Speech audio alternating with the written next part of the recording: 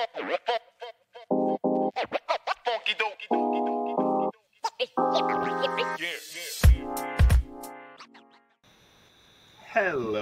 and welcome to a new episode of Ramblings from Two Meddling Kids.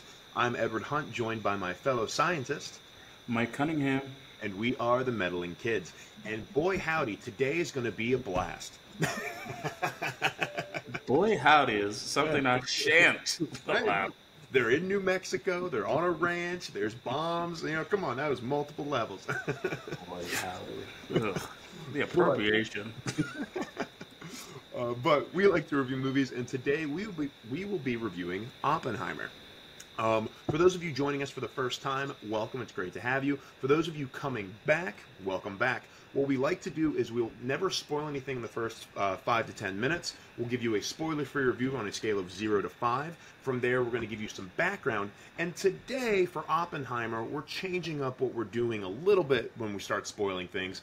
Because we're just not going to go for a through play-by-play summary, but hang out and you'll see what we do.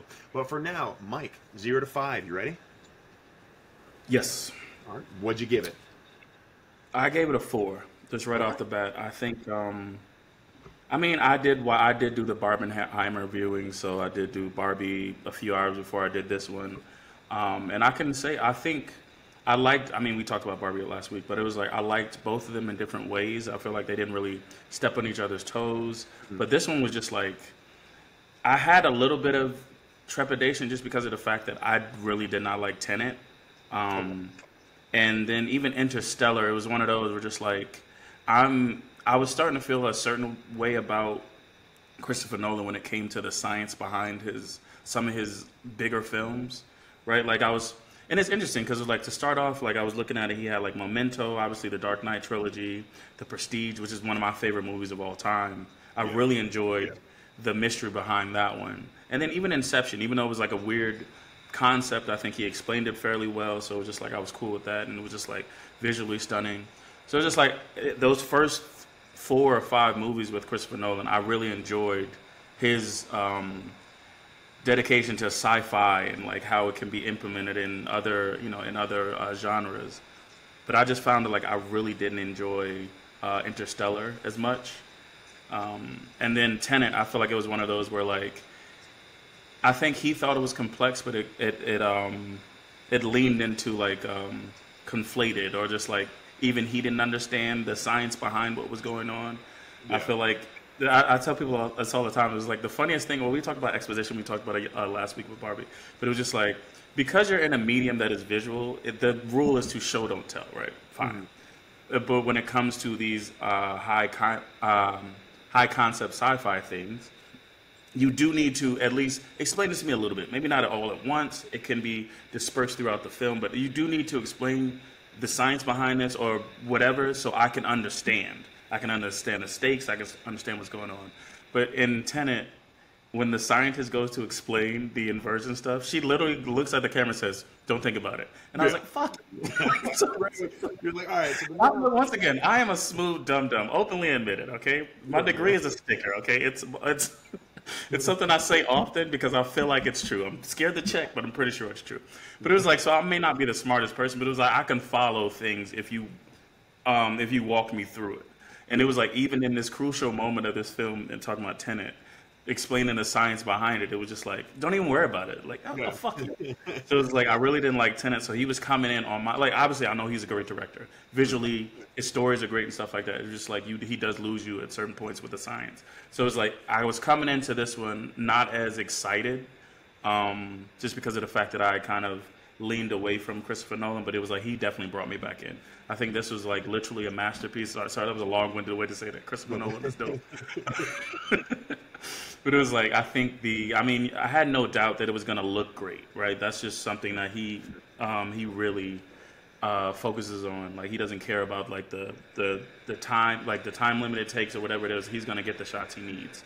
So I think the story was great. I really appreciated that it since it was historical, it can get a little boring. Like, certain things in history. That's why like a lot of things are based on a true story or inspired. They don't often give you like a realistic thing because life isn't as exciting as a movie. but I kind of appreciated the fact that they leaned into the history behind this, because this was a compelling story, right? It didn't need the Hollywoodification to make it interesting. So I like that too, because it was like, I hate something that's history and then like you go look it up and it was like, oh, half the shit didn't happen. I was like, well, fuck you then. Look, if I didn't do the research, I'm just going based on what I saw on screen. But it was like, so I like that. The performances were amazing. And with an all-star cast, I felt like it did get a little convoluted at the end where it was just like they were talking names and I'm just like, I don't. Yeah, like you gotta show them. Yeah. Because it was like with so many people, and it was just like, obviously you have your initial characters that you meet or that are constant throughout the film, but it was like there was so many faces, and I'll run through some of the names when we go through the background, but it was like I don't think anybody stepped on each other's toes as far as performances. Everybody was able to deliver perfectly. I think Cillian was great. Robert Downey Jr., I feel like this is, if there was any moment for him to get nominated for a fucking Oscar or to win one, this is it. I think the length was a little bit, it did kind of wane on me. And that's not just, I mean, 'cause like I said, I did do the Barbenheimer showings, but there was a bit of time between each, so I didn't do them back to back. So it wasn't like an exhaustion. It was a little bit of, this movie did lean a little bit too long in the beginning, a bit, or maybe just in the first and second act, it was a little bit long. Some of the background wasn't really needed, in my opinion. But all in all, like I don't have too many gripes about this film. So definitely a 4. I think Christopher Nolan, he definitely brought me back on his side with this one. Yep. So then my question, and the only reason I'm asking this is because you'll hear mine. So you're giving it a 4 because you said it was a masterpiece. And you said it was phenomenal. So you're giving it a 4 because it was a little long at times. Is that really like what's stopping you from giving it a 4.5, for instance? I think it does warrant a second viewing, and I think we talked about this last week. It does warrant a second viewing to, I guess, understand certain characters' motivations, right? Okay. And things like that. So I think like from I've only seen it once. Obviously, I watched a few reviews and stuff like that, but from only watching it once, like my initial thought I think this is what it is. This is what I try to do with these reviews, right? It is my initial rating of that movie without talking about it, without reading up on it. It was just like when I saw it in the theaters, what did I think? But it was like, we saw it last week. As we go through it, if I'm able to understand things a little bit better, it can go up or go down. So my initial thought was just 4, but it was like I said, I might need a second viewing to really get some of I think the characters that were deceitful and things like that. So just like to get a better understanding, it might warrant a second viewing. So that was keeping me from a little bit higher. But not saying that it doesn't deserve higher. Just like I said, I think when I rate it, it's a face value from when I walked out of the theater, if you ask me, type of thing. Well, yeah. So, and the only reason I asked is because I'm also giving it a 4, and I think I have even less gripes about this movie than like you did, and not in a bad way, but like so. The reason I'm asking, was I'm just like, why am I not giving this movie a 4.5, which is the highest I give movies, right? Like, why am I not doing that?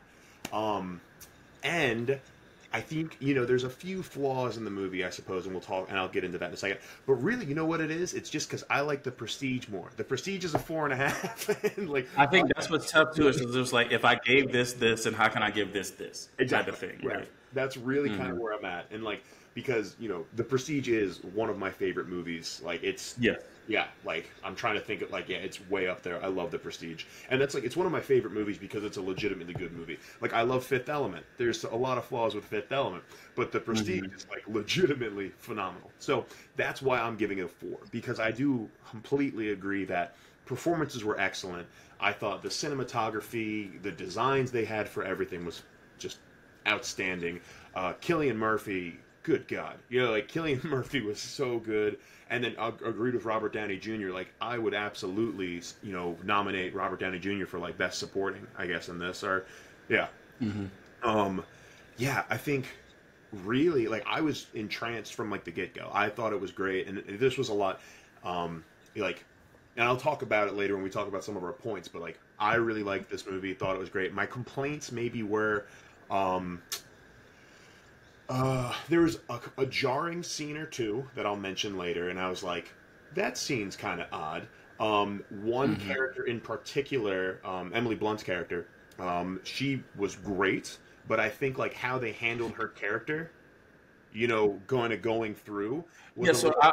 I think a lot of people were saying that they really enjoyed her performance, and it was like Mhm. it's not that it was bad, but it was just like I really didn't see it from that perspective. So I'm Yeah. hoping to get other people's perspectives to kind of get an understanding. Because it was like I have no doubt, like I said, everybody performed well.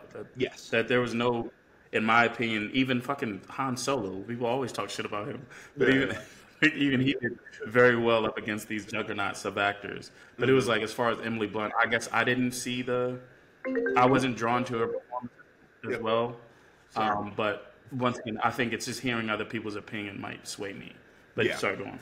No, it's here. Yeah. So, sorry, I forgot to put my computer on Do Not Disturb. But yeah, no, because I agree, like, and I agree with the performances, and it was really like her character in the movie. But also, I think, you know, the director's cut of this movie is going to be like 5 hours long, or like 4.5 hours long, right? This is already a 3 hour Real movie. Return of the King shit. Yeah, exactly. So this was already a 3 hour movie. So I think because they had to edit stuff out, we missed some of the character development of other characters, and then to kind of make me understand a little bit more with all that. But again, 4 to 5, it's a solid contender. I would even say it's one of the best movies I've seen this year. I'm trying to think of like from like just As far as awards nominations, definitely, yeah, yeah. yeah, um, yeah. So Because really enjoy. I was trying to go through it today to kind of get a gauge of who will be nominated for different things this year. Yeah, I didn't, but also I didn't feel like going all the way back to January, so I kind of stopped yeah, after no, for February. sure. But Yeah, I think it is very much as far as best actor, best supporting actor, best direction, like best film, um, best sound maybe. mm-hmm. But yeah, Yeah. I think it'll definitely hit a few of the big awards for the Academy Awards. Yeah, and I guess you could even potentially say best adapted because they adapted it from a book, right? So I guess that counts, right? Okay, yeah, I wasn't sure Yeah, yeah, yeah. because I saw something earlier today was like apparently Oppenheimer was a movie in the 80s. Mm. Um, they had done it already in the 80s. Well, Okay. actually 1980. Oh, But yeah. yeah, because yeah, there's America. So American Prometheus is the book that, and it came out in 2006. It won a Pulitzer for best biographical book. I ordered it because I'm like, fuck yeah, I want to read this story now. But cool. So that is a 4 from Mike and a 4 from me. Both of us are like, this was a great movie and is up for a lot. So we would say it's worth seeing. 100% worth seeing. Yeah, let's get into some background of this movie now. What did we find? So I know there's a laundry list of actors, so I'll listen. Yeah, I'll say that for last. I literally had like I kept writing. I was like, "That is enough, Michael." But okay, Oppenheimer came out July 21st, sorry, 2023 during the Barbenheimer weekend. Um, the runtime was 3 hours. The budget was 100 million. I don't know if we talked about this with Barbie, but it was just like the combined budget of Barbie and Oppenheimer was less than that of The Little Mermaid Hmm. and Indiana Jones. Like that's insane. Yeah. Well, look for Indiana So Jones. the box office, I was gonna say for yeah, Indiana go ahead. Jones, they had to spend like so much money on all that de-aging AI tech that they had. So that definitely Which cost. is weird because it was one fucking scene. Like Jesus, it's not like it was an entire movie. I don't know, but yeah. I mean, granted, it was a 10-minute sequence, fine, Yeah. but yeah, box office for the opening weekend. So for Barbenheimer opening weekend, Barbie made 155 million, about 150 million, Hmm. and Oppenheimer made 82 million. That's domestic, Okay. but they both had big weekends. I think they both went over their actual production budgets, Nice. or they met their production budgets in the first weekends. Hmm. And as of right now, this is a week later, Oppenheimer is at 240 million worldwide. Nice. All So right. Cool. very, very good. Yeah. I think it needs about 350 to 400 mil to break even, but that's fairly easy versus your Little Mermaids and your Indiana Joneses. So Yeah. And that's break even just because like all the marketing and stuff they did for it, I guess. yeah, so it's like with the production budget, marketing, and then like 20% of the how the box office takes a certain cut. So Gotcha. Fair. That makes sense. But yeah, it's preparing to do well, especially because of the fact that I don't think there was any big in its second week for both Barbie and Oppenheimer. There was no big releases. You had Haunted Mansion, but they were just projecting that Barbenheimer was going to run over that this weekend. So it should have a fairly good weekend. And then obviously next weekend you have Ninja Turtles coming out, so that might slow both them down a bit. But I mean, they're still on pace to make this. It was I don't want to say historic, but it was a very big weekend at the box office last weekend, which was nice to see. You know, people going back out to the theaters. Yeah. The marketing was just amazing. Like, I saw one thing where it was just like a group of guys. I think they did the same thing for the Minions movie, but they dressed up in suits or whatever, and it was just were on escalators with their hands clasped together, just being real stoic. Yeah. But they were dressed in pink suits with a white shirt and a pink tie going into Barbie. Love it. So just like I kind of love that about like how the phenomenon of Barbie and Oppenheimer. Yeah. So yeah, it's been really fun this summer. I enjoy that. And the same how last summer Tom Cruise brought people back to the theaters. I think Barbenheimer brought people back to the theaters as well. And it was nice the fact that they didn't have to compete with one another, right? It's so often it was just like you see either you do one or the other, right? But it was like people were very much supporting both, with the same enthusiasm, so that neither one had to suffer any real box office, be a box office bomb. Which is interesting because of the fact that this is a little bit of trivia as I was looking into it. So Christopher Nolan originally worked with Warner Brothers, Okay. but during the pandemic, they wanted to do this thing where it was like Project Popcorn or something like that, where they wanted to release a bunch of movies on HBO Max, so not take them to theaters. Mm-hmm. And Nolan was like, "No, fuck that! Like, I made obviously his movies are made for the big screen." Yeah, I think Tom Cruise was pushing the same thing. So he was just like, "If you're gonna do that, then I'm gonna take my my movie elsewhere." And then obviously they HBO backed off, but Christopher Nolan still went and said this movie is gonna be distributed by Universal. Mm-hmm. So he took Oppenheimer to beat it, and it got a release date for July 21st, 2023. So because of that, Warner Brothers, because I think there was another movie that was going to come out the 21st, but they pushed instead they put Barbie in that place to kind of compete with Christopher Nolan. But instead of instead of them ruining his release, they kind of boosted theirs and boosted his, so it worked out for both of them. Actually, I also have a quick fun piece of trivia as well about Christopher Nolan. One of his movies that he loves, like he watches it all the time, is Talladega Nights: The Ballad of Ricky Bobby. Yeah. So I saw that randomly. He had an interview of Christopher Nolan. I saw it a couple weeks ago. I'm trying to think if any of the Talladega Nights actors were in this. Yeah, I don't think so. That would have been dope though. Yeah, it would have been awesome. But because I was trying to see you. Yeah, go ahead. I was gonna say I also love Talladega Nights. That's my favorite Will Ferrell movie. Mm-hmm. So Christopher Nolan and I, we're basically like the same person. All right, just geniuses. Beyond our. No, but like I was saying, I was trying to see if any, now that you said that, if any of the Talladega Nights actors were in this one, since he loves that movie so much. But I was also trying to see if they had a graph of, because they often do it like Judd Apatow on Wikipedia and stuff like that. They'll have actors he often collaborates with, and obviously you see this with Christopher Nolan with Cillian Murphy is a big one he's worked with a lot. Like there's a few in this movie. Yeah. So I wanted to see if they had a fucking chart that said it was like this actor has done at least 4 or 5 movies with because you do see that directors are just like they once they find that one project they do kind of work together with each other a lot. Yeah. And it is when those partnerships really do bring out the best art. So I'm just curious.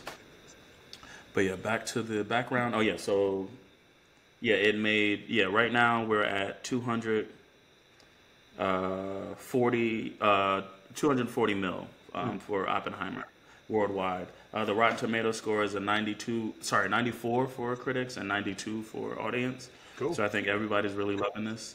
The genre is biography, drama, history, which obviously. Yeah. The director we said is Christopher Nolan. Like I was saying earlier, obviously people know him from Memento. That was a big one. Then the Dark Knight trilogy, The Prestige, Inception, Interstellar, Dunkirk, and Tenet were his last three. And then obviously Oppenheimer was his kind of, I think, his magnum opus, if you will. So the film star, I don't know how I'm going to do this. All right, so the film stars, I'm going to cut it off at like 10 and then just run through names. Cillian Murphy as J. Robert Oppenheimer, Emily Blunt as Kitty Oppenheimer, Matt Damon as General Leslie Groves, Robert Downey Jr. as Louis Strauss, Florence Pugh as Jean Tatlock, Josh Hartnett, which, first of all, what the fuck has he been? And he did great. That was another one, Josh Hartnett. As Ernest Lawrence, Casey Affleck as Boris Pash. Who else was really, really important? Oh, Jason Clarke was big. As Roger Robb, I believe. And who else? Did I miss anybody? No. So, yeah, and then we have a bunch of other actors. Let me just run through the list. Sorry. Yeah. Rami Malek, Casey Affleck, Kenneth Branagh, Dane DeHaan, Alden Ehrenreich, a.k.a. Solo, Jack Quaid, Josh Peck, Olivia Thirlby, Matthew Modine, David Dash Molchin, Tony Goodwin, Alex Wolff, Gary Oldman. I think Gary Oldman is one of his big collaborators. That's another one. Yeah, definitely. And then James Remar. And then obviously there's a bunch more, but those are the names that I recognize off the bat. So this movie, and it seemed like, not with every scene, but it was just like, as the movie went on, it was just like introducing a lot more of these like big names.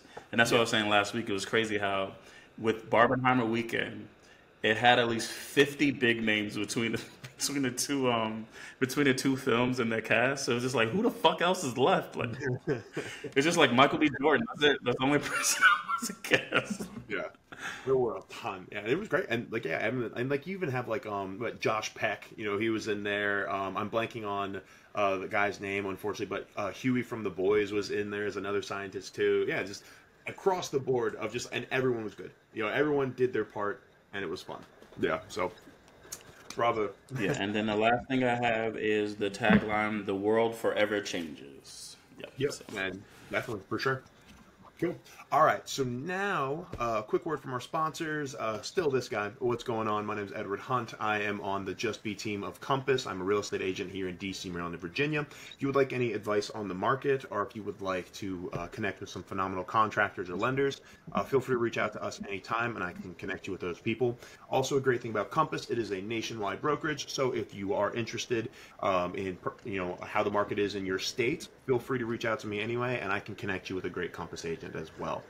Also, Hunt.comics is, I'm a comic writer as well. I have a comic. It should be going online soon. I'm just putting the literally last touches on it, and then I'll start printing it and shipping it to people who supported me on Kickstarter, and then we'll go from there.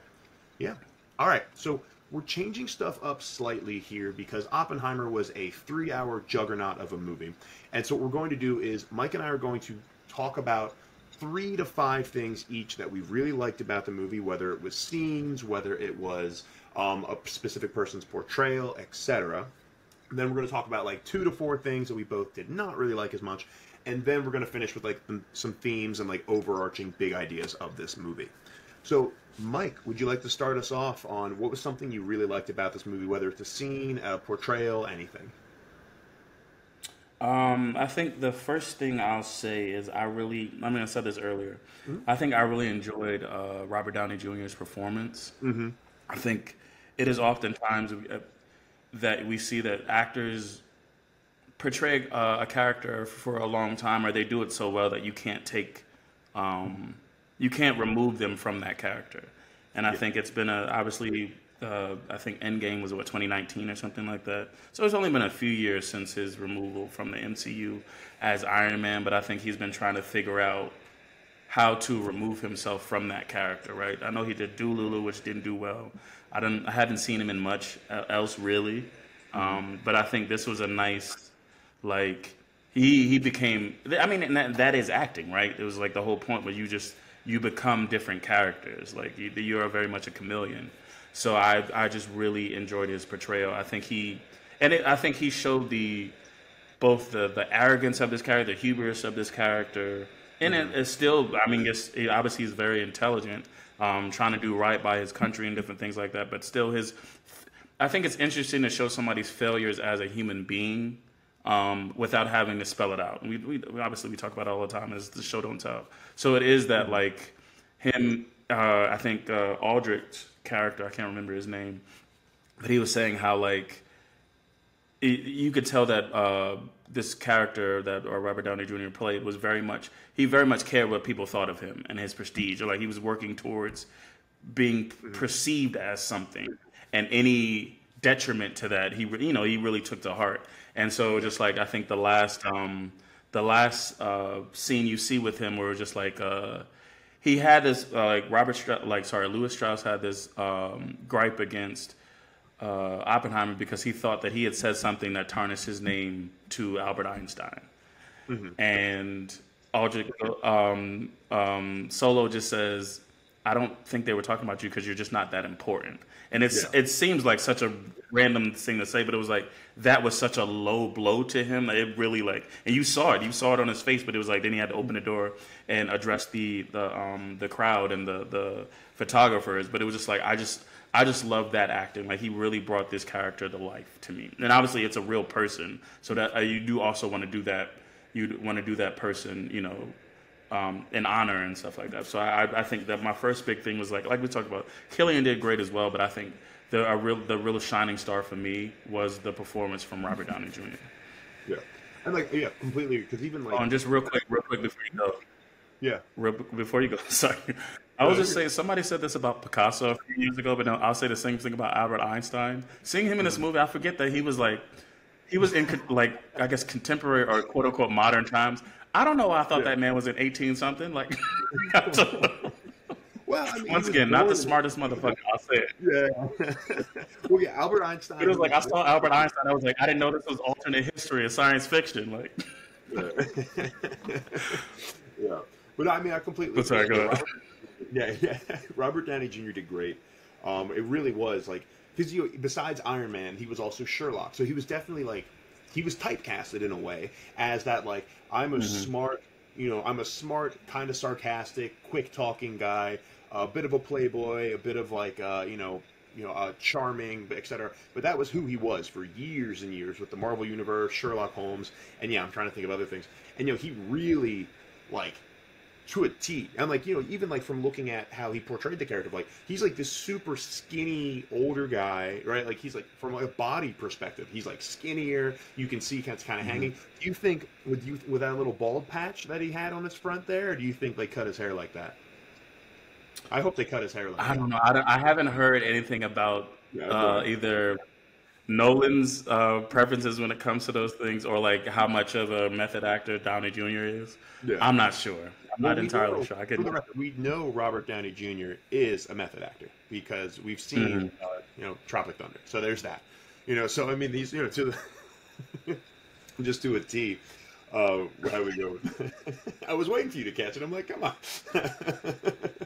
but yeah, no. It took a whole lot of trying just to get up that hill. Now we're up in the big leagues, baby. But yeah, no. He was absolutely phenomenal. I think he should definitely be nominated. And so I'm going to take that and kind of put it into like my next point that I was thinking of something I loved about this movie. And it's, it's very Christopher Nolan. It's very like this happens all the time. You don't fully know what to expect. There's a ton of twists and turns as they're playing around with that timeline. But it truly was when Robert Downey Jr.'s character Strauss turned out to be that antagonist. Was great. Like I was not seeing that coming. Like because you're like what an hour and a half in this movie, and you're like, yeah, Robert Downey Jr. He's like, yeah, he's at his thing trying to figure this stuff out, and he's he wants to be on the cabinet. He wants to like support Oppenheimer. Apparently, when he like gave him that position at school to be like the charge of the nuclear program there, and there was like so much of him like working with him.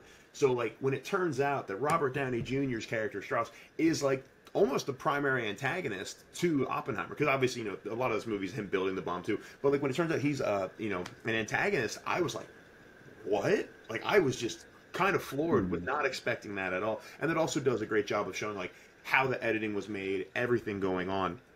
Of just, while you're skipping through time, you just kind of learn more and more and more, and like such a great reveal. And don't get me wrong, Christopher Nolan at this point, he's basically mastered this. Like he's like every movie he's ever done, except for like The Dark Knight, have alternating timelines and like back. His first movie, Memento, like one's going forward, one's going backwards. Mm-hmm. The Prestige, they jump around. There's the Journal, like Interstellar, like Tenet, like literally every single thing they do, Christopher Nolan does, has these timelines.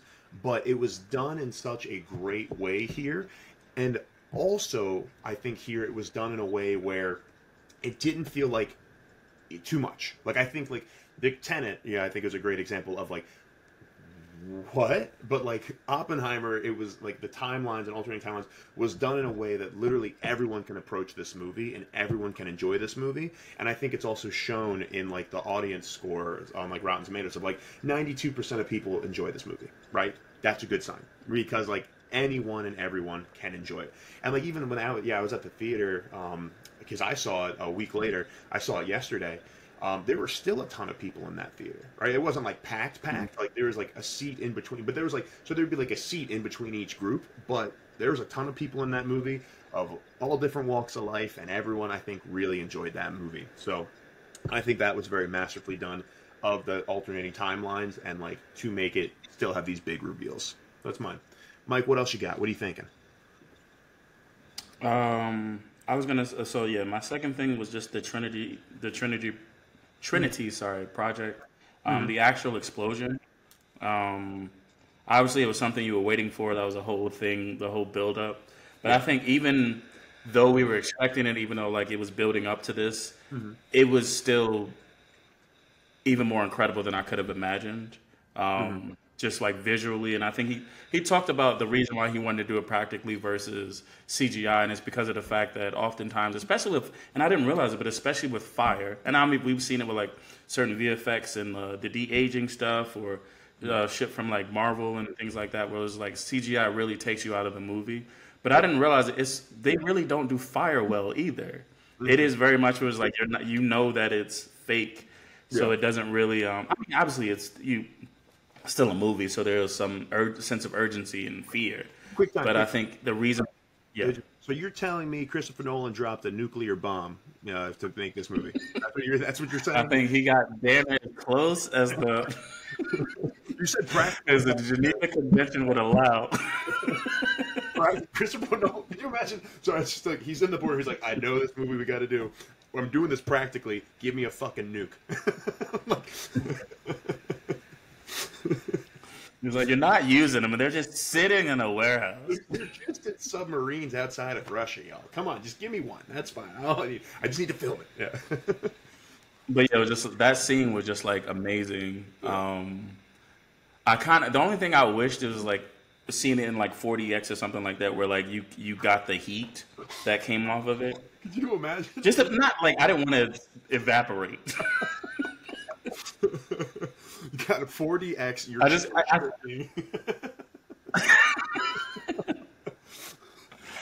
was like, why is there only one showing? And why is this parking lot full? Exactly. There's like incinerates people. All right, next group of people. Dude, that's some like dystopian future shit. All right, that's how they're handling the population. They send it to 40x's of Oppenheimer, torch the human race, and just keep it moving. Fuck. Oh, but yeah, no, I really enjoyed that. I think it was like just it was a perfect build up to the movie, because I think as far as storytelling, I didn't realize it, but it was very much like a chemical reaction. The whole movie, like I did feel like the pacing in the first two acts was both fast with the introduction of characters and what they were doing, but a little slow in like how many to give the background for some characters they felt they needed. So just like, but it was still like, it was rapid pace. So it was just like, and that build up to get to that moment was just fucking amazing. Then the visuals, the sound was just like, cause the sound goes out, you just get fucking him breathing, and then it's coming, the boom is coming, but like when? Yeah. So I think it was just like, it lived up to, and it's interesting the fact that the movie still continued afterwards, which was nice. Yeah, because that seems like one of those, we talked about this with the Mission Impossible movie, where just like since people were looking for that stunt, you could have ended it on that, and it would have been perfect. But it was like, it was interesting to see that the movie still continued afterwards, because it was the movie was titled Oppenheimer. So if it was called just Trinity, then it was like, that's what you were looking for. But it was very much this man's full life, like his origins, the how he made his name, and then the aftermath of that. So yeah, the Trinity Project, the explosion was just amazing. So that's my second thing. But yeah, the movie was not called Big Boom. All right, there's a lot more to it. So going into what you were saying as well, I loved in this movie how, when the bomb dropped, there was that silence, so that breathing. So seeing Oppenheimer kind of sink into his mind throughout this movie was awesome. Like, I loved every single scene where it was like, all of a sudden there's like all this noise where you'd expect it to be happening, and like it's just silent and ringing, and like all of a sudden that's all you hear. So fun fact, actually, when I was watching this movie, it actually cut out when there were like 15 minutes left. Like, literally, there were 15 minutes left of this movie, I'd say, and like the screening the projector got messed up or something, so it cut out. People were super upset, blah blah blah. But it cut out when they were accosting Oppenheimer at the table, and like the ringing's happening, and like the room shaking in his mind and everything, and then it cut out. I thought that was part of the movie. I literally thought like the movie shaking, and then they've been fucking with sound the whole time. You were just like, "Oh my god, is this part of it?" Part of it, because like all of a sudden it was like the room shaking, and then all of a sudden I just see like the film marks, because I did the 70mm IMAX that was at Regal. So you see like the film going through, and like I'm like, holy crap, this is part of the movie. Oppenheimer's going crazy. What the hell? And then the screen goes to black, and I'm like, wow, that was so well done. Now what? And then it's like, no, then the lights come on, and they're like, oh, whoops, sorry. And we're like, wait, that wasn't the movie? Like, that's how, like, it cutting like that made me think it was part of the movie. And, like, every single time, like, he's in that restaurant scene, and he's, like, stirring the coffee, and people are talking, and they're looking at him, and he's just, like, ears ringing. When he does that scene where he's talking to all the people cheering him after the success of the Trinity Project, and after the success of, like, the 2 bombs on later, and like it goes silent, and then he's still talking while it's raining, but you can see everyone cheering. Those are such cool, well done scenes from an editing standpoint, and I love that. I thought it was really fucking cool.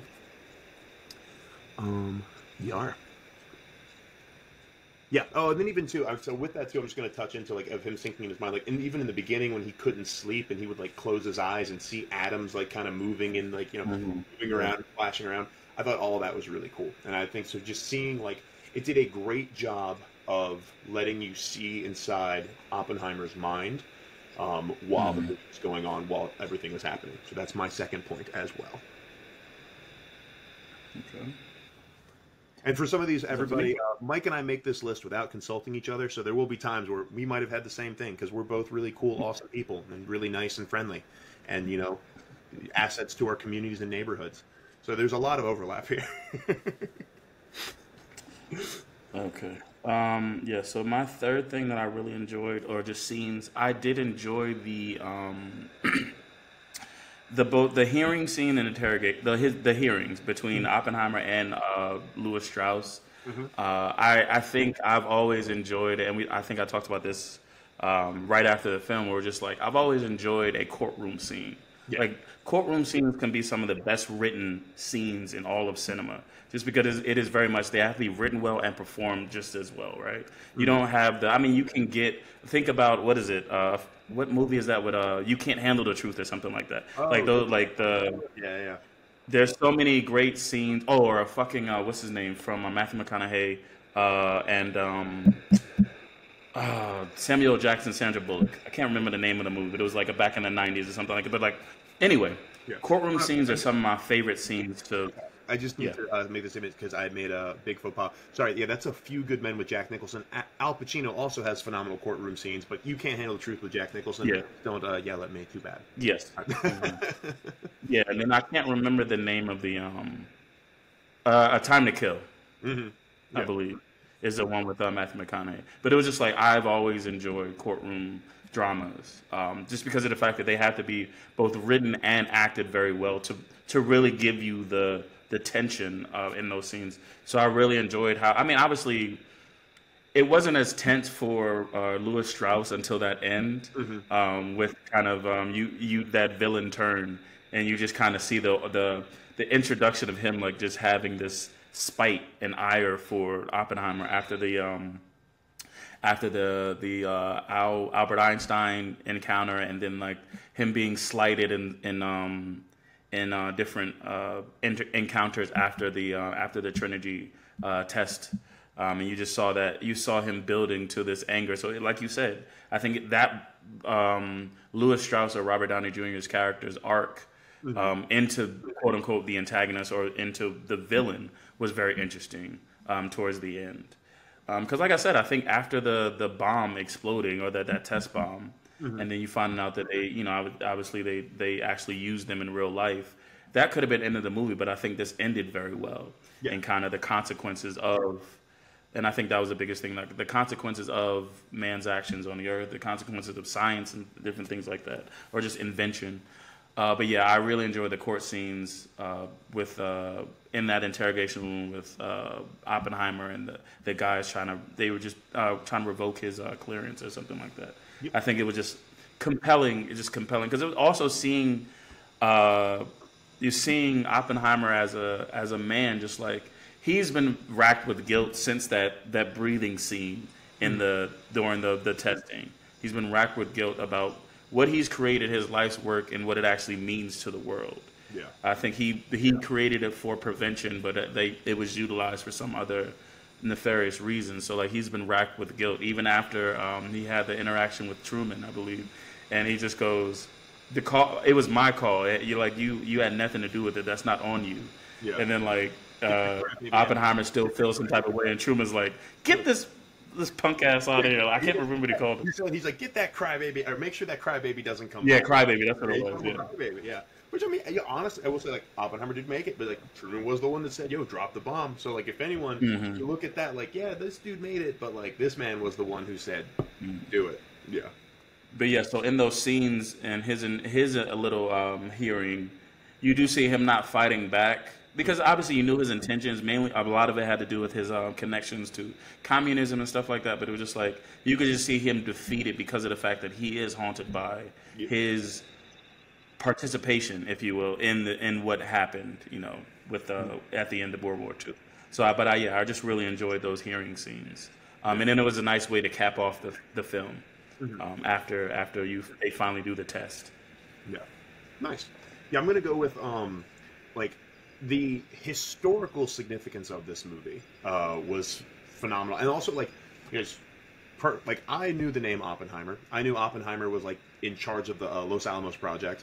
I didn't really know all the stuff with the hearing and everything else about him, but I was like, cool, Oppenheimer. Yeah, he helped make the nuclear bomb. Great, but I didn't really know so much more about it. And obviously, I know like nuclear weapons, and that's such a huge historical thing as well. Like.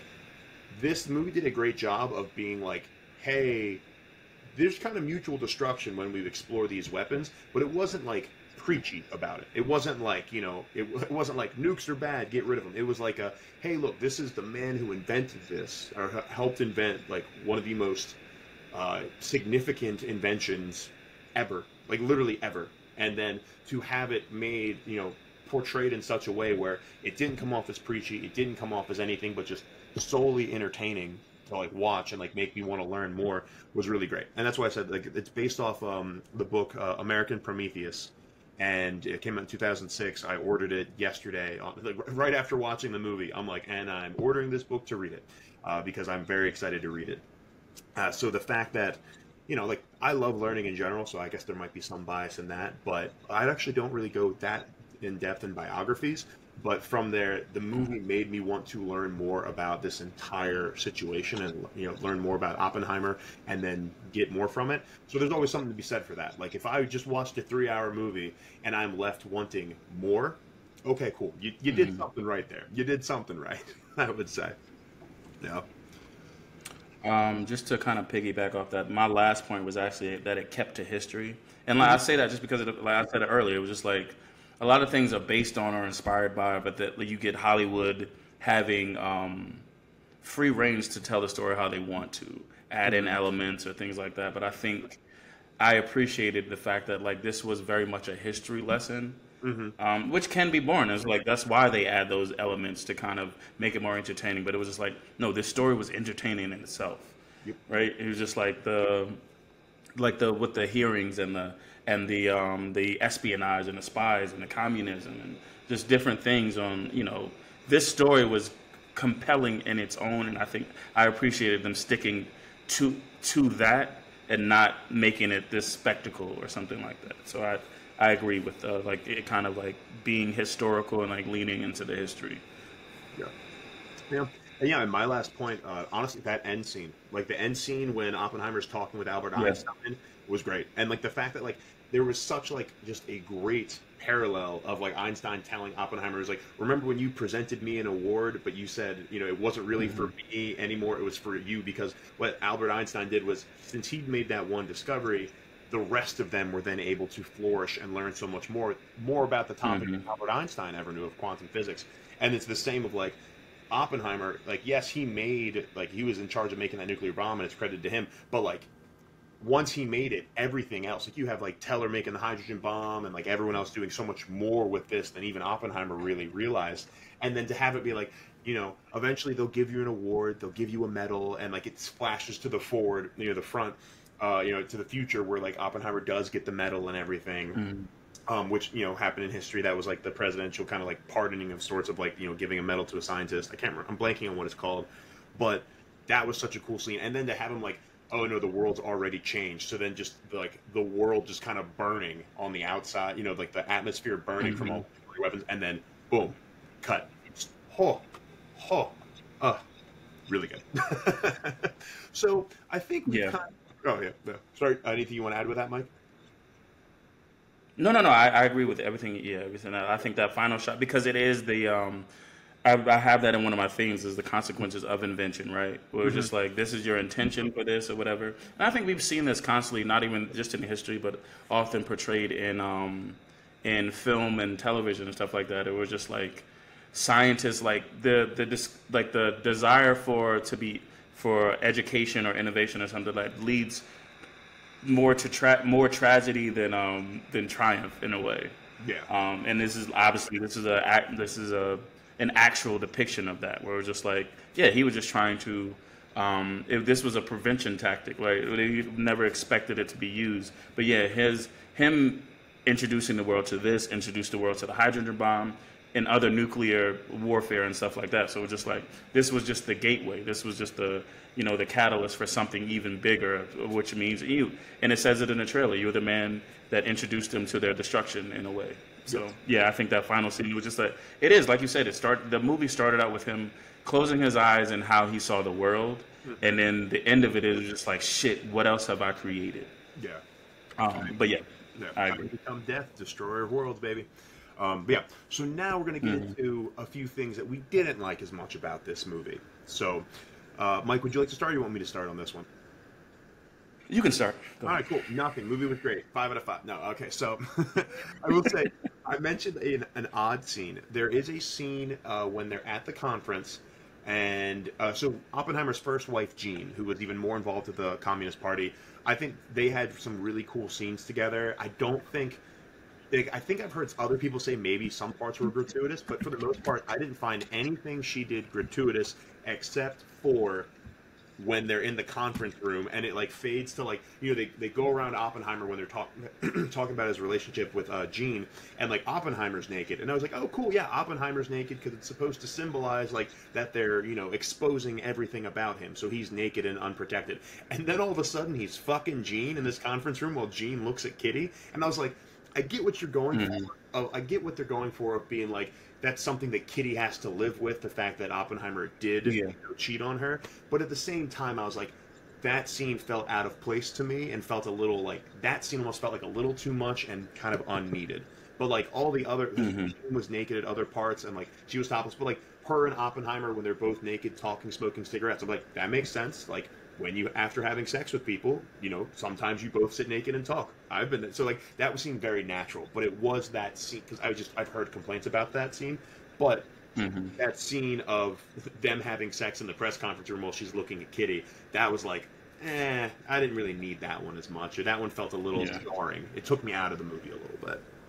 Yeah. I think, yeah, to go on along with that, the whole character of Gene, I get her importance in his life. Mm-hmm. Gene, played by Florence Pugh. Mm-hmm. I honestly think that whole story arc was something I really didn't need. It really didn't add to the story as much. I think if they were just trying to show how he got introduced to the Communist Party, fine, right?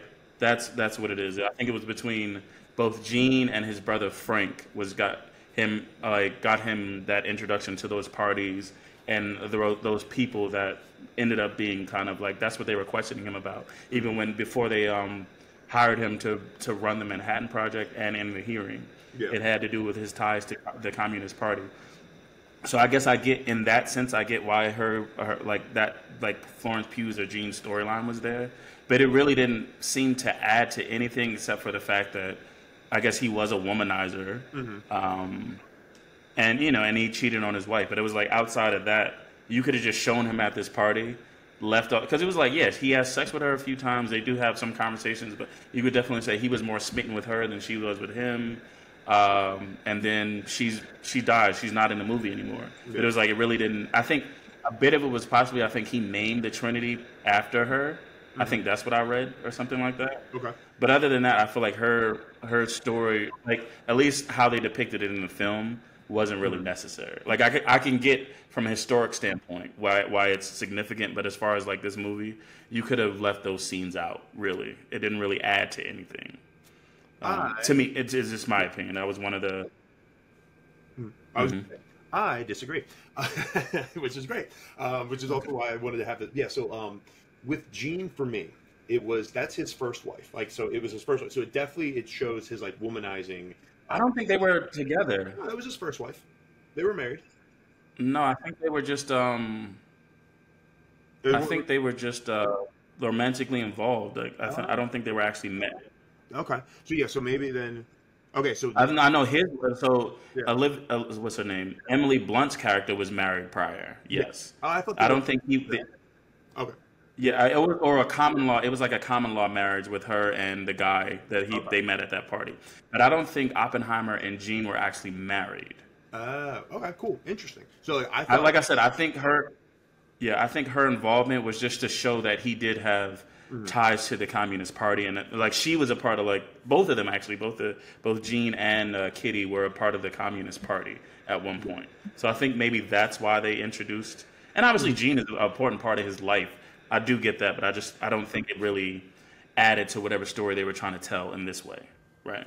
But go on. Sorry, you still disagree. All right. So with Gene, and like, so I thought that was his first wife. My bad. But yeah. So even with that, they still had like a committed relationship of sorts, and like it was evident with the fact that when Oppenheimer did impregnate his future wife Kitty, how upset Gene was about it. So even though they still had definitely some distance. And I think, too, with that distance, they had a Gene with the line of "No more flowers."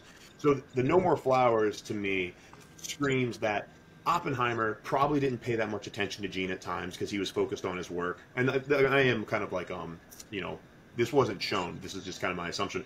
But it shows he wasn't the best partner at times. So there was something that he needed to continue to buy her flowers for. And she was tired of him fucking up and buying flowers as a way to say sorry for whatever he did. But I don't fully know that. And then also in that breakup, when Gene and Oppenheimer are breaking up, Oppenheimer has that line of, when Gene says, "Oh, this closes the door," and Oppenheimer says, "Oh, no, not to me. This door will never be closed. This is not a closed door." It shows that Oppenheimer is also kind of a dude who thinks differently from normal people. And that was kind of what I got from it too, is like, because on a lot of times you could say like, oh no, well, you're going to be married to this woman and you're going to have a child with her. No, that means this needs to be closed.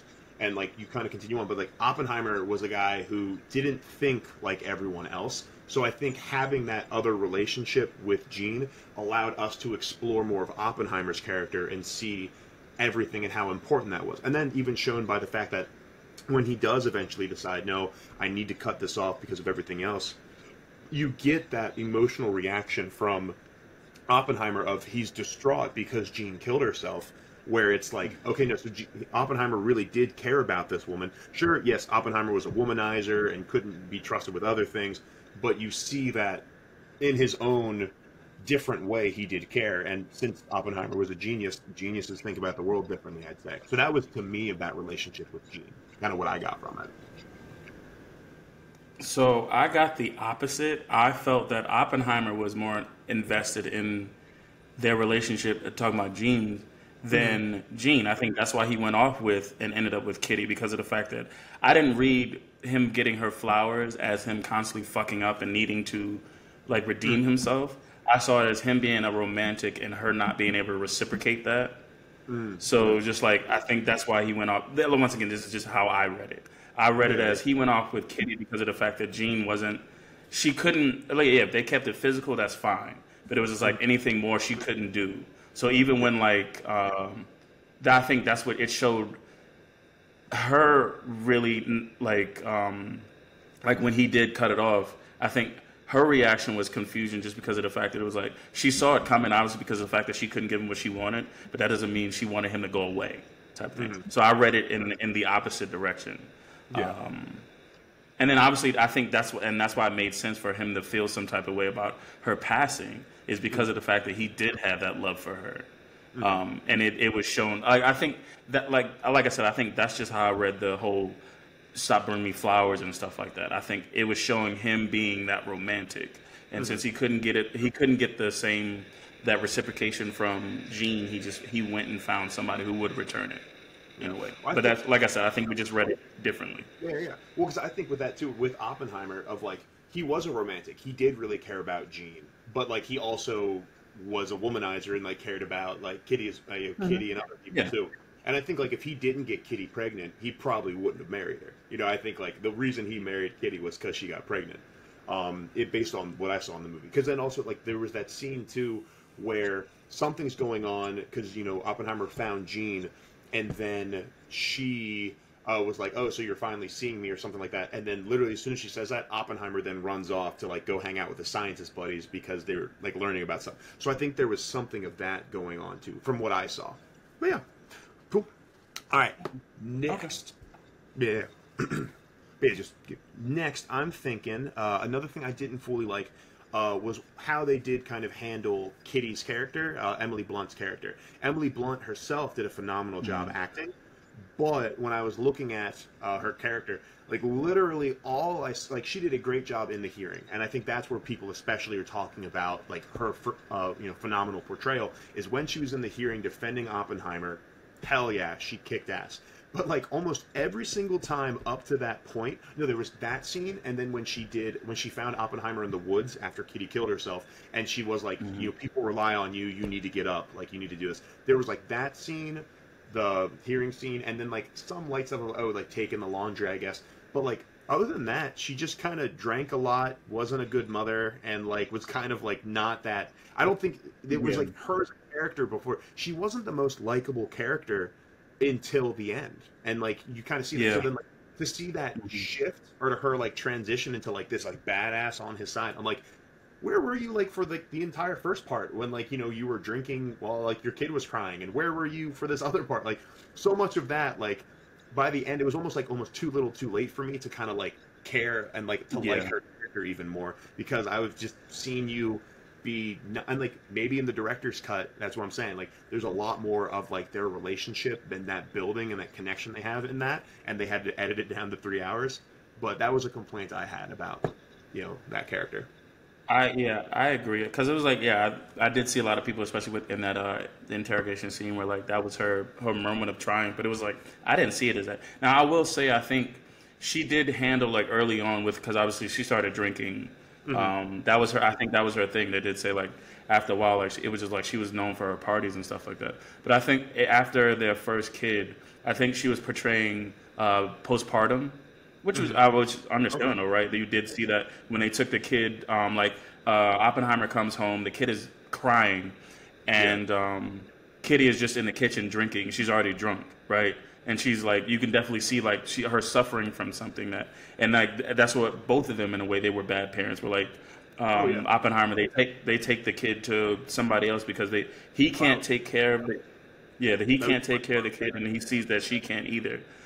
So I think in that way, showing like what she was going through, living with the, living with becoming a mom and not really having a career or anything else to do. That was what she was reduced to. I agreed with that part, but yeah, for the most part, she was just like literally just drunk and yelling at people the whole fucking time. Yeah. Which obviously you can't, and not everybody can play a drunk character, but it was like I didn't really see that as compelling after the postpartum scene. Yeah, and she had her moments, but it was like you said, too little, too late. So I agree with that. Yeah. Yeah, my second bad thing I'll say, I think it was, like I said, I think I did, and I guess it's contradictory. It's like I did enjoy the fact that they were able to introduce a bunch of characters, but I think towards the end of it, unless you had a fucking name tag on or something, I didn't really know who you were. So like they were saying a lot of last names and stuff like that. And I was just like, can you put him on the screen or something? Because I don't know the significance of like the guy who was the mole or something like that, or like Josh Hartnett's character who was. I think it got to the point where it was like everybody did great, but it was like I couldn't really recognize people by the names that they were like the people that they were portraying. So I think that kind of took away from those last few scenes. Where it was just like I don't know who's next. Like you're confusing me, and I think that's what happens when you have like such an ensemble cast, is that they can get kind of lost in what is the film. So I did kind of have an issue with that, even though I did say I love the fact that he was able to have all of these big names in it. It did take away a bit towards the end. Yes, I completely agree. That's my last point too. Agreeing with that is just that. When they're like, oh, Hill's going to be talking for us. I'm like, who the fuck is Hill? And I'm like, oh, Hill's Remy Malek's character. And I'm like, that was great. But like, and Remy Malek had like his one scene in this entire movie. And that's something crazy. Like, if you have an ensemble cast like this and such a great actor like Remy Malek only gets one scene, like literally he had like two scenes. He had like a pen slapped out of his hand, and he had the scene when he was talking the council member, for Strauss. That's literally all he had. But like they said Hill, I'm like, who? And like Hartnett's character Lawrence. Like I would have loved to see more exploration between like Lawrence and Oppenheimer. Like the fact that Oppenheimer took Lawrence out to his family's ranch and they went horseback riding and hung out showed that they were buddies. But like other than that one moment. That's really all you kind of got. And then at the end, it was like, oh, well, Lawrence has been poisoned against you because of whatever. And I was like, wait, which one's Lawrence again? Oh, that's right. Lawrence is his buddy from whatever. So I just completely agree. It was hard to keep track of everybody in this movie, especially all the scientists that they had. Yeah. Yeah. Any other dislikes from you, Mike? Nope, that was it.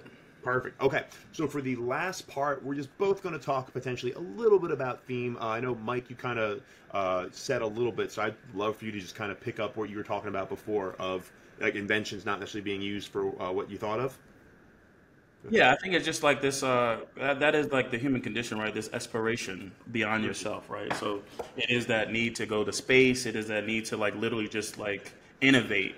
But it constantly has negative effects, and I think this film obviously touched on that with both Oppenheimer and Einstein. It was just like their grade of triumphs might have been the world, like something that ends the world, but that was never their intention. So it's just like it is that you constantly see that.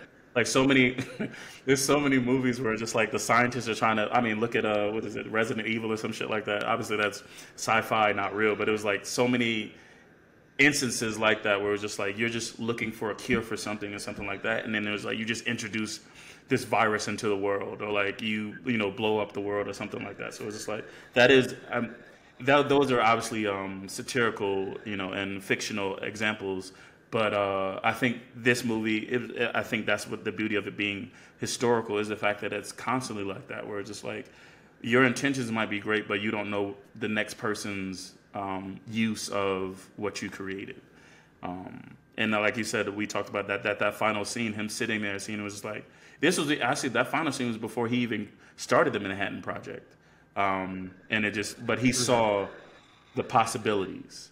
And I thought that was just, that was just an amazing theme to speak to. Yeah. Yeah, and I completely agree with that. And like, talking about like the morals and ethics of these inventions, because they mention it in the movie, but Nobel, man, the Nobel Prize was named after. He got the first. Nobel gave himself his first, Nobel Prize. Nice job, Nobel. Um, but it's because Nobel he invented dynamite, and dynamite was invented to clear mountains and clear rocks for railroad tracks. Very important, very huge thing. But like explosives like that are also used to kill millions and millions of people. If Nobel never discovered that, you could say grenades, rockets, landmines, all that stuff might have never really come afterwards. So it's like the ethics and morals of just because you can make something doesn't necessarily mean you should, but also like nuclear fission and like the ability to split an atom and like utilize such huge energy resources. And like with nuclear energy you could and like if there was a clean way for nuclear energy, because there's radioactive waste, etc., it's still, if you look at it, cleaner than a lot of other energy usage. There's so many ways where you could utilize nuclear energy to make our planet better. But what are we doing? We're making a bunch of bombs, and we're in kind of like a permanent stalemate of like, I'm kind of tired of hearing like North Korea's threatening, nuclear action, based off every little thing. Obviously, Russia and the U.S. still have, nuclear arms. I think India has some, but there's like 7 or 8 countries that really have like nukes, and you're like, it's just kind of a will they, won't they thing all the time. And like, there's so many better things that could be utilized for this, and like they touch on it in this movie, and like, yeah. So I'd say that was like a really big theme going into it as well.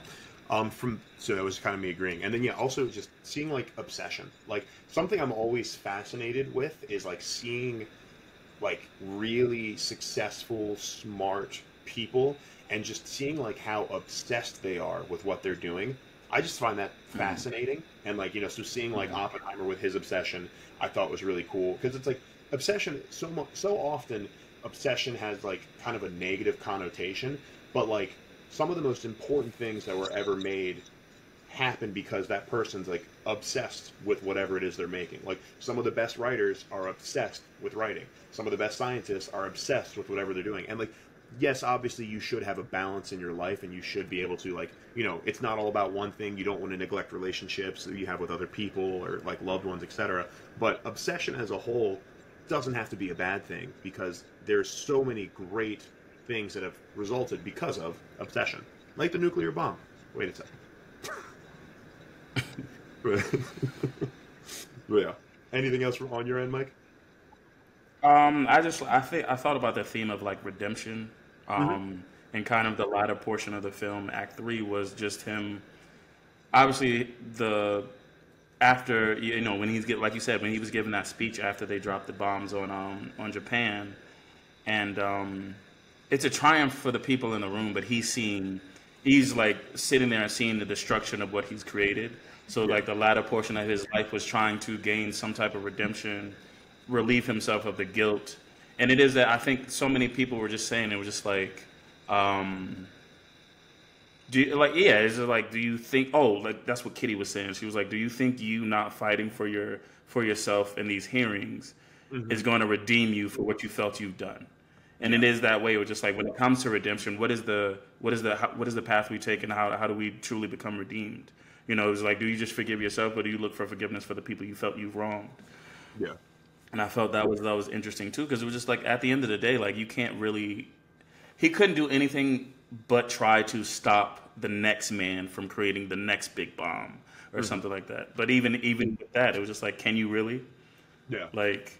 You were because he was so, like you said, because he was so obsessed, he was able to create this, and then that next person is like, yeah, you know the consequences and the moralities and the ethics of it, but it was just like, will you stop even knowing those things? So it was just like it was interesting to see kind of his trying to redeem himself, and I don't know in his eyes if he because we can't know whether he felt like he was successful or not, but I did like that kind of that theme of redemption in the last act. For sure. No, completely agree. But yeah, so I think that's our podcast, everybody. So thank you so much for listening to our different styling of Oppenheimer. I hope you really enjoyed it. I think, we figured this was the best way to really touch on some of the best points of the movies that we loved without it being also like a 4-hour podcast episode.